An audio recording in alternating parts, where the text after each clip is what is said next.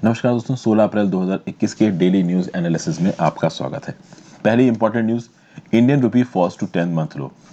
देखिए, इंडियन रुपी की वैल्यू यहाँ पे काफी गिर रही है। ट्यूसडे को ये जो रुपी है वो 75.35 पहुंच गया अगेंस्ट यूएस डॉलर, यानी कि एक यूएस डॉलर के अगेंस्ट आपको 75 रुपए 35 पैसे मिलेंगे। इसकी वजह क्या है? तो सबसे पहली ऑब्वियस वजह तो ये है कि कोरोना वायरस के केसेस बहुत अलार्मिंग तरीके से देश में बढ़ रहे हैं। ये बहुत ऑब्वियस वजह है। कोरोना वायरस के केसेस के बढ़ने की वजह से नए कर्व्स और नए रेस्ट्रिक्शंस लग रहे हैं बिजनेस एक्टिविटी पे। लोग ज़्यादा घर से बाहर निकल नहीं रहे हैं। फिर से रोस्टर सिस्टम चालू हो गया है। ऑफिस में 50% की अटेंडेंस की बात हो रही है। और कहीं ना कहीं इन सब चीज़ों के चलते जो ट्रेड सेंटीमेंट है, इकोनॉमिक सेंटीमेंट है, कंट्री में कमज़ोर पड़ रहा है, जिसके चलते करेंसी पे डाउनवर्ड प्रेशर पड़ रहा है। और बहुत सारे एक्सपर्ट्स का ये भी बोलना है कि ये जो रुपी की डाउनवर्ड स्लाइड है ये आगे भी चलने वाली है। तो ऐसा बोला जा सकता है कि आगे आने वाले समय में एक यूएसडी के अगेंस्ट जो पैसा है हो सकता है 76 के मार्क को क्रॉस कर जाए। तो इसको बुलाता है डेप्रीसिएशन ऑफ रुपी, या फिर कह लीजिए एप्रिसिएशन ऑफ यूएस डॉलर्स। तो पहले अगर एक यूएस डॉलर के अगेंस्ट 73 या 74 रुपीज मिल रहे थे, तो अब आपको 76 रुपीज मिलेंगे। इसको कन्वर्सली आप ऐसे भी कह सकते हो कि पहले एक डॉलर लेने के लिए जेब से 74 रुपीज निकालने पड़ते थे, अब 76 रुपीज निकालने पड़ेंगे। तो एक यूएस डॉलर के लिए जेब से ज्यादा रुपए निकालने पड़ेंगे, मतलब रुपए की वैल्यू यहाँ पे गिर रही है। अगर इंडियन रुपए की बात की जाए तो एशिया की बेस्ट परफॉर्मेंस करेंसी में इंडियन रुपी को काउंट किया जा रहा था पिछले क्वार्टर में, अब ये वर्स्ट में पहुंच गई है। ये जो रुपए की गिरने की वजह है ये केवल कोरोना वायरस नहीं है, एक और वजह है कि यहाँ पे recently reserve bank of India ने गवर्नमेंट सिक्योरिटीज को परचेज किया है 1 लाख करोड़ की। समझिए यहाँ पे बात को, रिजर्व बैंक ऑफ इंडिया ने गवर्नमेंट सिक्योरिटीज को परचेज किया है। तो गवर्नमेंट सिक्योरिटीज कुछ डॉक्यूमेंट्स हैं जो कि रिजर्व बैंक ऑफ इंडिया ने अपने पास रख लिए, और उसके बदले में रिजर्व बैंक ऑफ इंडिया ने 1 लाख करोड़ रुपए छाप के सरकार को दे दिए। अभी सरकार इस 1 लाख करोड़ को अपनी जेब में तो रखेगी नहीं, सरकार इनको इकोनॉमी में लगाएगी, ठीक है, सोशल प्रोटेक्शन प्रोग्राम्स में लगाएगी, बिजनेसेस को लोन में बांटेगी, जिस तरीके से भी खर्च करना है खर्च करेगी। तो उसके चलते जब आरबीआई ने गवर्नमेंट सिक्योरिटीज खरीदी 1 लाख करोड़ की, तो 1 लाख करोड़ रुपया इकोनॉमी में इन्फ्यूज हुआ। और जब वो 1 लाख करोड़ रुपया इकोनॉमी में इन्फ्यूज होगा तो वो इकोनॉमी में लिक्विडिटी को बढ़ाएगा, पैसे के फ्लो को वो इकोनॉमी में बढ़ाएगा। यहाँ पे जो बैंकिंग रेगुलेटर है आरबीआई, उसने ये भी बोला है कि पहला जी सैप ऑक्शन 25,000 करोड़ का 15 अप्रैल को होगा। जी सैप ऑक्शन क्या होता है? Government securities acquisition plan. यहाँ पे आरबीआई गवर्नमेंट की सिक्योरिटीज को परचेज करेगा और उसके बदले गवर्नमेंट को पैसा देगा, और गवर्नमेंट उस पैसे को इकोनॉमी में खर्च करेगी, जिससे लिक्विडिटी बढ़ेगी। पैसे का जो क्वांटम है हमारी इकोनॉमी में वो बढ़ेगा, जिसके चलते लोगों के हाथ में पैसा आसानी से आएगा। तो कहीं ना कहीं पैसे की वैल्यू गिरेगी, रुपये की वैल्यू यहाँ पे इसीलिए गिर रही है। इस समय पे हमारे देश की सरकार क्वांटिटेटिव ईजिंग पॉलिसी को फॉलो कर रही है। दुनिया भर की सरकारें फॉलो कर रही है, हमारी सरकार कोई एक्सेप्शन नहीं है। क्वांटिटेटिव ईजिंग की पॉलिसी को क्यों फॉलो किया जा रहा है? सिंपल बात है भाई, ज्यादा पैसा इकोनॉमी में इन्फ्यूज करने की बात हो रही है, जो कि बिजनेस सेंटीमेंट नीचे की तरफ गिरा हुआ है, लोगों की जेब में पैसा कम है, लोगों की नौकरियां जा रही हैं। तो यहाँ पे सरकार चूंकि इकोनॉमी नीचे में जा रही है, अनएम्प्लॉयमेंट बढ़ रहा है, ज्यादा पैसा इकोनॉमी में इन्फ्यूज करके बिजनेसेस को पुश दे रही है कि आप नए बिजनेस खोलो, नई इकोनॉमिक एक्टिविटी करो। इसको क्वांटिटेटिव ईजिंग बोला जाता है। मतलब टेक्निकली हमारी इकोनॉमी डिप्रेशन में ना चले जाए, इसलिए ज्यादा पैसा यहाँ खर्च कर रही है सरकार इकोनॉमी में, ताकि इकोनॉमिक एक्टिविटी को एक पुश मिलता रहे। और बहुत ऑब्वियस सी बात है कि सरकार के पास कोई जादू की छड़ी के पास से तो पैसा आएगा नहीं। सरकार के पास जो टैक्स इनकम है वो अभी के लिए बहुत लिमिटेड है, तो सरकार को यहाँ पे बोरोइंग करनी पड़ रही है, मार्केट से पैसा उधार पे उठाना पड़ रहा है। एक और रीजन है यहाँ पे हमारी रूपी की वैल्यू को नीचे जाने में। फॉरेन पोर्टफोलियो इन्वेस्टमेंट्स रिसेंटली अप्रैल 2021 में थोड़ी कम हुई हैं। अगर आप देखो तो अक्टूबर 2020 के टाइम से फरवरी 2021 में फॉरेन पोर्टफोलियो इन्वेस्टर्स ने इंडिया के इक्विटी मार्केट में काफी पैसा खत्म किया। जिस देश के भी इक्विटी मार्केट्स ऊपर की तरफ जा रहे होते हैं, उस देश में फॉरेन पोर्टफोलियो इन्वेस्टमेंट्स की इन्वेस्टमेंट आने लगती है। मैंने कई बार पहले भी आपको बताया, फॉरेन पोर्टफोलियो इन्वेस्टर्स बहुत डायनेमिक इन्वेस्टर्स होते हैं, इनके पास बहुत पैसा होता है, 1 लाख 2 लाख करोड़ कुछ नहीं होते इनके लिए, और ये अलग अलग देश के स्टॉक मार्केट्स को, बॉन्ड मार्केट्स को स्टडी करते हैं। जहां पे जिस मार्केट में इनको ज्यादा इंटरेस्ट ऑफ रेट मिल रहा होता है, वो वहां पे जाके पैसा खत्म कर देंगे। तो आज इंडियन मार्केट में पैसा खत्म कर रखा है, हो सकता है परसों ये चाइनीज मार्केट में पैसा खत्म कर दें, हांगकांग में कर दें, यूएस में कर दें, यूके, जर्मनी, फ्रांस, पोर्तुगल, कहीं पे भी कर सकते हैं। ये इन पे डिपेंड करता है, इनका पैसा है। अगर आप देखो तो अक्टूबर 2020 के चलते फरवरी 2021 में foreign portfolio investors 1.94 lakh crore rupees invest करके गए हैं इंडियन इकोनॉमी में, लेकिन अप्रैल 2021 के इस महीने में 2263 करोड़ ये लोग पुश बैक भी कर चुके हैं, पुल बैक भी कर चुके हैं इकोनॉमी से। तो ये पूरा का पूरा आप कह सकते हो कि करेंसी के डेप्रीसिएशन की वजह है। एफपीआई इन्वेस्टमेंट्स भी यहाँ पे वजह हो गई, कोरोना का लॉकडाउन तो हो ही गया, और सरकार की क्वांटिटेटिव ईजिंग की पॉलिसी। करेंसी डेप्रिसिएशन की बात की जाए तो करेंसी डेप्रिसिएशन का मतलब क्या होता है, किसी एक करेंसी की वैल्यू का गिर जाना फ्लोटिंग एक्सचेंज रेट सिस्टम में। फ्लोटिंग एक्सचेंज रेट सिस्टम में जो मार्केट फोर्सेस होती है, मार्केट फोर्सेस डिमांड और सप्लाई ऑफ अ करेंसी पे काम करती हैं। ये मार्केट फोर्सेस डिसाइड करती हैं कि फ्लोटिंग एक्सचेंज रेट सिस्टम में एक करेंसी की वैल्यू क्या होगी।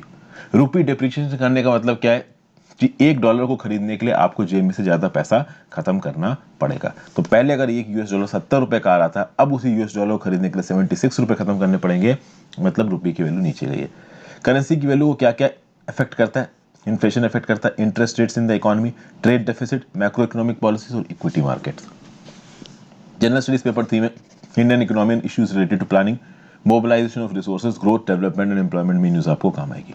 आगे बढ़ने से पहले वीडियो पे लाइक का बटन, इस वीडियो को शेयर कर दीजिए, इस चैनल को शेयर और सब्सक्राइब नहीं किया तो कर दीजिए, ज्वाइन बटन दबा के हेल्प कर सकते हैं। मेरे चैनल हर्षित द्विवेदी एजुकेशन की प्लेलिस्ट सेक्शन में जाइए, आपको बहुत सी प्लेलिस्ट मिल जाएंगी, अच्छा लगे तो ज्वाइन करिए। इंस्टाग्राम पे फॉलो कर लीजिए, अलग अलग प्रकार से आपसे जुड़ने की कोशिश करूंगा। टेलीग्राम ग्रुप ज्वाइन कर लीजिए इस पर्टिकुलर लेक्चर की पीडीएफ के लिए और मेरे लेक्चर्स की नोटिफिकेशन के लिए, चूंकि यूट्यूब सारे लेक्चर्स की नोटिफिकेशन नहीं भेजता है। नेक्स्ट आर्टिकल की बात करते हैं, मानस मोबाइल ऐप। देखिए, प्रिंसिपल साइंटिफिक एडवाइजर के विजय राघवन साहब ने रिसेंटली एक मोबाइल ऐप को लॉन्च किया है। और इस मोबाइल ऐप का काम क्या है? To promote mental wellbeing across age groups. अलग अलग एज ग्रुप्स में मेंटल वेलबींग को प्रमोट किया जा सके, इसलिए इस मानस मोबाइल ऐप को लॉन्च किया गया है। ये जो ऐप है मानस, इसका फुल फॉर्म क्या है? Mental health and normality augmentation system. एक कॉम्प्रिहेंसिव, स्केलेबल और नेशनल डिजिटल वेलबींग प्लेटफॉर्म है। इस ऐप को इंडियन सिटीजन्स की मेंटल वेलबींग के लिए लॉन्च किया गया है। अलग अलग सरकारी मिनिस्ट्रीज के हेल्थ और वेलनेस एफर्ट्स को इंटीग्रेट करती है ये मानस ऐप, ठीक है ना। इस मानस ऐप के अंदर अलग अलग नेशनल बॉडीज द्वारा, रिसर्च इंस्टीट्यूशंस द्वारा, अलग अलग आप कह सकते हो जो भी आप कह सकते हो टास्क फोर्स बनाई गई हैं अलग अलग मिनिस्ट्रीज के द्वारा, उनके थ्रू जो भी टूल्स डेवलप किए गए हैं जिसके थ्रू लोगों की मेंटल प्रॉब्लम को सॉल्व किया जा सके, उन टूल्स को कॉम्प्रिहेंसिव तरीके से प्रयोग करके लोगों की मेंटल हेल्थ की प्रॉब्लम को सॉल्व करना, उनकी मेंटल हेल्थ को प्रमोट करना, ये काम है मानस मोबाइल ऐप का। मानस मोबाइल ऐप को as a national programme endorse किया है PMSTIAC ने, यानी prime minister science technology and innovation advisory council ने। अब आप बोलोगे PMSTIAC क्या है? PMSTIAC यानी prime minister science technology and innovation advisory council. ये एक ओवर आर्चिंग काउंसिल है जो कि फैसिलिटेट करता है principal scientific adviser office of the prime minister. किस चीज में फैसिलिटेट करता है?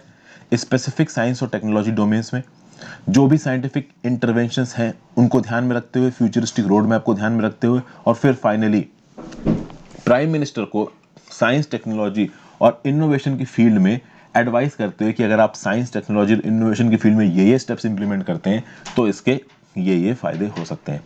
PMSTIAC का जो एम्बिट है वो बहुत बड़ा है और उसी एम्बिट के अंदर लोगों की मेंटल वेलबींग को सॉल्व करने के लिए, इंप्रूव करने के लिए मानस नाम की ऐप को यहाँ पे इंट्रोड्यूस किया गया है, ठीक है। इस मानस नाम की ऐप को डेवलप किसने किया है? तो national institute of mental health and neuro sciences, NIMHANS, NIMHANS Bangalore ने, फिर उसके साथ armed forces medical college Pune ने भी यहाँ पे रोल प्ले किया है, centre for development of advance computing CDAC Bengaluru ने भी यहाँ पे रोल प्ले किया है। Overall wellbeing of people of all age groups, ये इसका टारगेट है। और जो इनिशियल वर्जन है मानस का, वो फोकस करता है on promoting positive mental health in the age group of 15 to 35 years. और अगर बात की जाए देश में कौन कौन से इनिशिएटिव्स चलाए गए हैं मेंटल हेल्थ को इंप्रूव करने के लिए, तो पहला है the mental health care act MHCA 2017। ये जो एक्ट है ये 2018 में फोर्स में आया। क्या है इसका objective? To meet the requirements of United Nations convention on the rights of persons with disability. तो United Nations convention on the rights of persons with disabilities को इंडिया ने रेटिफाई किया 2007 में, और इसमें अंदर मेंटल हेल्थ केयर की disability को सॉल्व करने के लिए मेंटल हेल्थ केयर एक्ट 2017 लेके आया गया। फिर एक किरण नाम का टोल फ्री हेल्पलाइन है, ministry of social justice and empowerment ने एक 24/7 टोल फ्री हेल्पलाइन को यहाँ पे लॉन्च किया है ताकि लोगों को, वो लोग जो एंग्जाइटी फेस करते हैं, स्ट्रेस फेस करते हैं, डिप्रेशन फेस करते हैं, सुसाइडल थॉट्स फेस करते हैं, मेंटल हेल्थ कंसर्न्स फेस करते हैं, इनकी मदद की जा सके इस पर्टिकुलर टोल फ्री हेल्पलाइन के थ्रू। तो अगर आप एंग्जाइटी है, आपको स्ट्रेस है, डिप्रेशन है, दिमाग में सुसाइडल थॉट्स आते हैं, तो ministry of social justice and empowerment द्वारा चलाई गई इस किरण टोल फ्री हेल्पलाइन पे आप कॉल कर सकते हो। फिर एक इनिशिएटिव है मनोदर्पण इनिशिएटिव। ये Manodarpan initiative ministry of education का इनिशिएटिव है। आत्मनिर्भर भारत अभियान के अंदर इसको लॉन्च किया गया है। यहाँ पे स्टूडेंट्स को, फैमिली मेंबर्स को, टीचर्स को साइको सोशल सपोर्ट दिया जाता है, क्योंकि इन लोगों को कुछ ना कुछ मेंटल हेल्थ और वेलबींग के इश्यूज देखने पड़े हैं कोविड-19 के समय पे, तो इनको साइको सोशल सपोर्ट दिया जाता है इस मनोदर्पण इनिशिएटिव के थ्रू। नेक्स्ट है नीमहंस राहा ऐप। ये एक सोर्स ऑफ डाटा है। इस ऐप के थ्रू मेंटल हेल्थ सेंटर्स को और मेंटल हेल्थ प्रोफेशनल्स को डाटा अवेलेबल करवाया जाता है। इसको नीमहंस ने ही डेवलप किया है। तो कुल मिला के इतने आप कह सकते हो कि इनिशिएटिव है यहाँ पे जो कि मेंटल हेल्थ से रिलेटेड इंडिया में लागू किए गए। जनरल स्टडीज पेपर 2 में सोशल जस्टिस और हेल्थ में, और government policies and interventions for development in various sectors and issues arising out of their design and implementation में ये न्यूज आपको काम आएगी। नेक्स्ट बात करते हैं इंडियाज पब्लिक डेप्ट level among highest in the economies. ये बोला गया कि इंडिया का जो पब्लिक डेप्ट लेवल है, आप बोलोगे पब्लिक डेप्ट लेवल क्या होता है, तो देखिए पब्लिक डेप्ट होता है गवर्नमेंट डेप्ट। मतलब एक देश की सरकार एक समय पे कितना उधार उठा के बैठी है, और ये उधार जरूरी नहीं है कि बाहर के देशों से उठाया गया हो, उसने अपनी डोमेस्टिक इकोनॉमी में भी जितना उधार उठाया है वो भी उसके टोटल उधार में काउंट होगा। तो गवर्नमेंट डेप्ट मतलब वो डेप्ट जो एक देश की सरकार ने या उसकी सरकारी एजेंसीज ने या स्टेट गवर्नमेंट ने मिल के देश के अंदर से या देश के बाहर से उठा रखा है, इसको पब्लिक डेप्ट बोला गया है। और कहीं ना कहीं दुनिया भर में इंडिया का पब्लिक डेप्ट वन ऑफ द हाईएस्ट है। अगर आप बात करो, इंडिया का पब्लिक डेप्ट वन ऑफ द हाईएस्ट है और इंडिया की डेप्ट अफोर्डेबिलिटी वीकेस्ट। अब आप बोलोगे डेप्ट अफोर्डेबिलिटी क्या होती है? डेप्ट अफोर्डेबिलिटी की रेटिंग देता है यहाँ पे मूडी, और मूडी इन्वेस्टर सर्विस का बोलना है कि इंडिया की डेप्ट अफोर्डेबिलिटी है BA3 नेगेटिव। घाना की और इंडिया की सेम लेवल पर रखी गई। सोचिए घाना इतनी बैकवर्ड कंट्री है, उसकी डेप्ट अफोर्डेबिलिटी को इंडिया के बराबर रखा गया।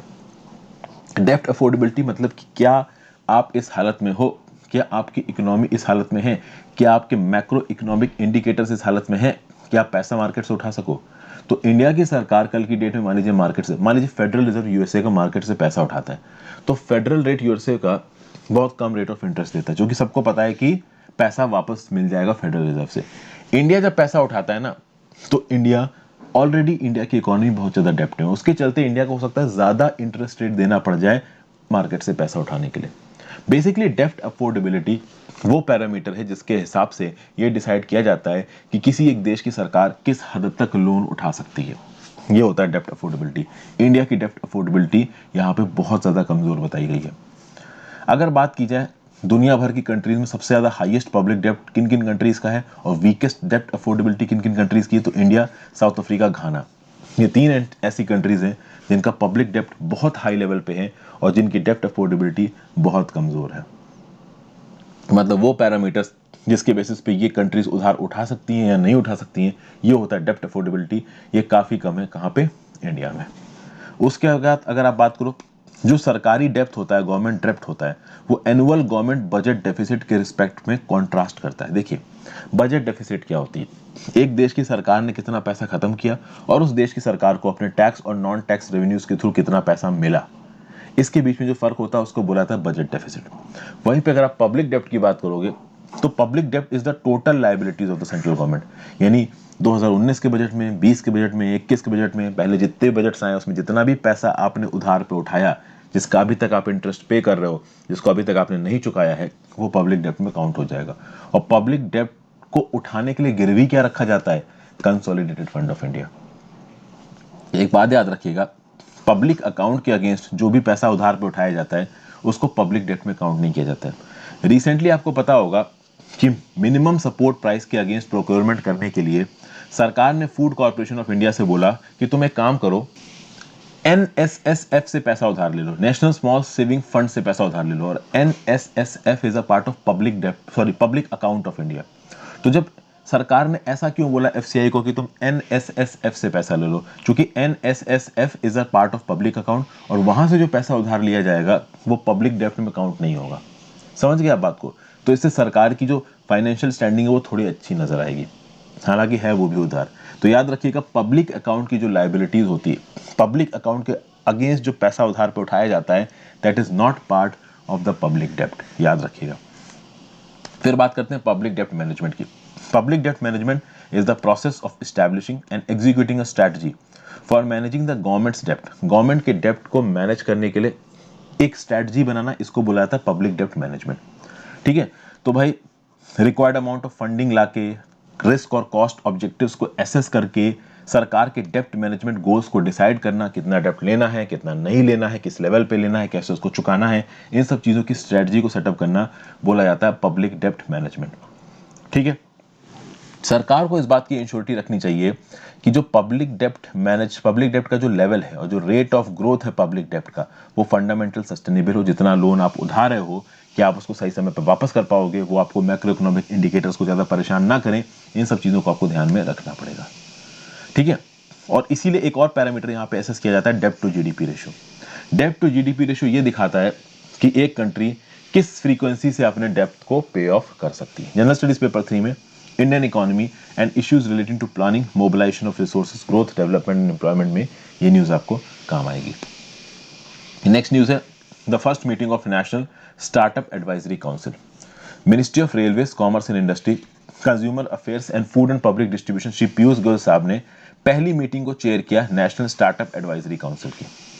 अगर आप बात करो तो department of promotion of industry and internal trade, DPIIT ने कॉन्स्टिट्यूट किया है national startup advisory council. National startup advisory council सरकार को एडवाइस करता है ऑन मेजर्स, किन मेजर्स पे, जो कि रिक्वायर्ड है to build a strong ecosystem for nurturing innovation and startups in the country to drive sustainable economic growth and generate large scale employment opportunities. यानी डीपीआईआईटी ने कॉन्स्टिट्यूट किया है national startup advisory council. National startup advisory council का role है कि वो सरकार को एडवाइस देगा उन मेजर्स को लेके, जिन मेजर्स के दम पे इनोवेशन और स्टार्टअप्स के इकोसिस्टम को इंडिया में स्ट्रॉन्ग किया जा सकता है। और अगर आप स्टार्टअप्स और इनोवेशन की इकोसिस्टम को स्ट्रॉन्ग करोगे तो कहीं ना कहीं देश में economic growth, sustainable economic growth देखने को मिलेगी, और इकोनॉमिक ग्रोथ होगी, नए स्टार्टअप्स आएंगे, तो एम्प्लॉयमेंट अपॉर्चुनिटी तो आएगी आएगी। इसी नेशनल स्टार्टअप एडवाइजरी काउंसिल की पहली मीटिंग हुई आज, और इस मीटिंग को चेयर किया पीयूष गोयल साहब ने, जो कि मिनिस्टर ऑफ रेलवेज भी हैं और minister of commerce and industry भी हैं। अगर आप बात करो कंपोजिशन ऑफ द काउंसिल, यानी कि इस नेशनल स्टार्टअप एडवाइजरी काउंसिल में होगा कौन कौन, तो इसके चेयरमैन होंगे minister of commerce and industry, जो कि अभी के लिए पीयूष गोयल साहब है। इसके कन्वीनर कौन होंगे, joint secretary, department of promotion of industry and internal trade. इसके एक्स ऑफिशियल मेंबर्स कौन होंगे, तो अलग अलग मिनिस्ट्रीज, डिपार्टमेंट और ऑर्गेनाइजेशन के नॉमिनीज, जो कि ज्वाइंट सेक्रेटरी के नीचे के लेवल के नहीं होने चाहिए। फिर इसमें कुछ नॉन ऑफिशियल मेंबर्स भी होंगे, जिनको सेंट्रल गवर्नमेंट समय समय पे नॉमिनेट करेगी। ये जो नॉन ऑफिशियल मेंबर्स हैं वो अलग अलग कैटेगरी को बिलोंग कर सकते हैं। सक्सेसफुल स्टार्टअप के फाउंडर्स हो सकते हैं, वो वेटरन्स हो सकते हैं जिन्होंने बड़ी बड़ी कंपनीज को इंडिया में स्टैब्लिश किया है और चला रहे हैं, समझ गए, या फिर वो लोग जो कि कहीं ना कहीं हमारे देश के जो स्टार्टअप्स हैं उनमें इन्वेस्ट करने वाले लोगों के कंसर्न्स को रिप्रेजेंट करते हैं। नॉन ऑफिशियल मेंबर्स की अपॉइंटमेंट मैक्सिमम 2 साल के लिए होगी। फंक्शंस क्या होंगे इस नेशनल स्टार्टअप एडवाइजरी काउंसिल के, तो it will suggest measures to foster a culture of innovation among citizens and students, in particularly promote innovation in all sectors of the economy across the country। मतलब हमारे देश के economy के हर sector में innovation को promote करना, ठीक है ना, सिटीजन्स और स्टूडेंट्स के अंदर एक कल्चर ऑफ इनोवेशन को लेके आना, ये काम है इस नेशनल स्टार्टअप एडवाइजरी काउंसिल का। फिर ये नेशनल स्टार्टअप एडवाइजरी काउंसिल वो मेजर्स भी सजेस्ट करेगा जिससे पब्लिक ऑर्गेनाइजेशंस को फैसिलिटेट किया जा सकता है कि वो इनोवेशन को एसिमुलेट कर सके पब्लिक सर्विस डिलीवरी में, क्रिएशन और प्रोटेक्शन और कॉमर्शलाइजेशन ऑफ आईपीआर को प्रमोट करने में। फिर ये मेजर सजेस्ट करेगा जिससे काफ़ी आसान होगा ऑपरेट करना, ग्रो करना और बिजनेसेस के लिए रेगुलेटरी कंप्लायंसेस को मीट करना। फिर स्टार्टअप्स के लिए एक्सेस ऑफ कैपिटल भी आसान हो जाए, ये भी नेशनल स्टार्टअप एडवाइजरी काउंसिल देखेगा। मतलब स्टार्टअप्स के लिए और देश में बिजनेस इन्वायरमेंट को प्रमोट करने के लिए, रेड टेपिज्म को हटाने के लिए, प्रोग्रेसिव इकोनॉमिक थिंकिंग को लाने के लिए जो कुछ भी किया जा सकता है वो नेशनल स्टार्टअप एडवाइजरी काउंसिल करेगा। जनरल स्टडीज पेपर 2 में गवर्नमेंट पॉलिसीज और इंटरवेंशन में न्यूज आपको काम आएगी। एक और न्यूज है आज की, US imposes new sanctions on Russia. Recently US ने कुछ और नए सैंक्शंस रशिया के अगेंस्ट इंपोज किए हैं थर्सडे को, और रशिया के 10 डिप्लोमेट्स को यू से बाहर निकाल दिया है। वॉशिंगटन का ये बोलना है कि जो क्रेमलिन है, क्रेमलिन मतलब कि रशिया का जहां से एडमिनिस्ट्रेशन चलता है, वो यूएस के इलेक्शन में इंटरफेरेंस करता है। कई बार रशिया ने यूएस में मैसिव साइबर अटैक्स किए हैं और भी बहुत प्रकार की हॉस्टाइल एक्टिविटीज रशिया यूएस में करवाता है।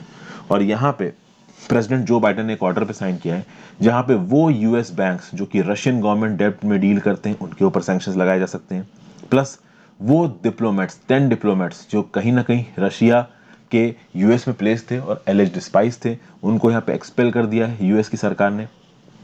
और 32 रशियन इंडिविजुअल्स को यहाँ पे ब्लैकलिस्ट किया गया है यूएस के द्वारा। इनके ऊपर इल्जाम क्या लगाया गया कि उन्होंने 2020 के प्रेसिडेंशियल इलेक्शन में मेडल किया है। ठीक है ना। मिस्टर बाइडेन का जो एग्जीक्यूटिव ऑर्डर है ये क्या करता है? It sets a signal that the United States will impose cost in a strategic and economically impactful manner on Russia if it continues or escalates its destabilizing international action। यहाँ पे Joe Biden ने साफ साफ Russia को एक signal भेजा है कि अगर आप डीस्टेबलाइजेशन इंटरैक्शन एक्शन लोगे, यूएस के अगेंस्ट काम करोगे, यूएस के अगेंस्ट के साथ साथ डीस्टेबलाइजिंग इंटरनेशनल एक्शन। अब आप बोलोगे कि यहाँ पे रशिया क्या कोई डीस्टेबलाइजिंग इंटरनेशनल एक्शन ले रहा है? तो बिल्कुल इसके रिस्पेक्ट में आपको रशिया और यूक्रेन वाला इशू देखना पड़ेगा। कल ही मैंने ये वीडियो अपलोड की है, what type of war is going on between Russia and Ukraine.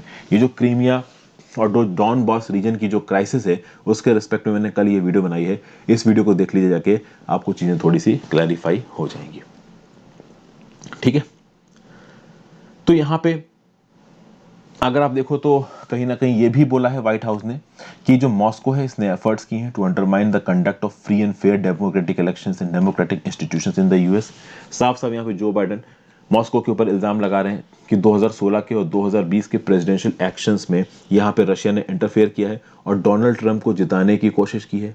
फिर रशिया एक्स्ट्रा टेरिटोरियल तरीके से डिसिडेंट्स और जर्नलिस्ट को टारगेट करता है। एलेक्सेई नेवेल्नी की यहाँ पे बात हो रही इनडायरेक्टली कि एलेक्सेई नेवेल्नी को शायद रशिया की सरकार ने मारने में कोशिश की, उसको भी यहाँ पे पॉइंट आउट किया जा रहा है। फिर डिपार्टमेंट ऑफ ट्रेजरी ने यूएस की, यूरोपियन यूनियन, ऑस्ट्रेलिया, ब्रिटेन और कनाडा के साथ मिलकर 8 इंडिविजुअल्स और एंटिटीज जो कि रशिया ऑक्यूपेशन ऑफ क्रीमिया के साथ एसोसिएटेड है उनके खिलाफ भी सैंक्शंस लगाए हैं।